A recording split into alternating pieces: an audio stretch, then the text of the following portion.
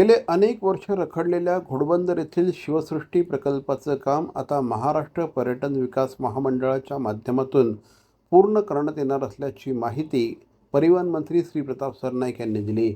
या संदर्भात मंत्रालयात पर्यटन मंत्री शंभूराज देसाई यांच्या दालनात आयोजित बैठकीत ते बोलत होते। बैठकीला पर्यटन सचिव संजय खंदारे, मीरा भाईंदर महानगरपालिकेच्या आयुक्ता राधा विनोद शर्मा तसंच इतर अधिकारी उपस्थित होते।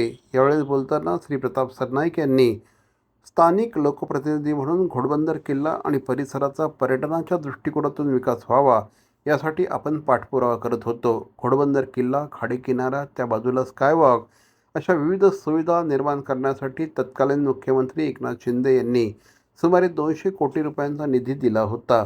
घोडबंदर किल्ला परिसराचा विकास करून पर्यटनाच्या माध्यमातून स्थानिकांना रोजगार देखील उपलब्ध करून देण्यात येणार आहे। त्याच अनुषंगाने घोडबंदर किल्ल्याच्या पायथ्याशी शिवसृष्टी उभारण्याचा प्रस्ताव तत्कालीन मुख्यमंत्री एकनाथ शिंदे यांच्याकडे मांडला होता। त्यांनी या प्रस्तावाला मान्यता देत 50 कोटी रुपयांच्या खर्चाच्या शिवसृष्टी प्रकल्पाला मंजुरी दिली। या प्रकल्पाच्या एकूण खर्चापैकी 75% निधी पर्यटन विभागाच्या वतीने आणि उर्वरित 25% निधी संबंधित महापालिकेतर्फे उपलब्ध करून देण्याचा निर्णय उच्चस्तरीय समितीने घेतला होता। मात्र निर्णय प्रक्रिया आणि अंमलबजावणीमध्ये सुसूत्रता राहावी तसंच प्रकल्पाचं काम अधिक वेगाने पूर्ण व्हावं यासाठी संपूर्ण खर्च पर्यटन विभागानेच करावा अशी विनंती आपण पर्यटन मंत्री शंभूराज देसाई यांच्याकडे केली होती। त्या अनुषंगाने झालेल्या बैठकीत मंत्री शंभूराज देसाई यांनी संबंधित अधिकाऱ्यांना आवश्यक निर्देश दिले।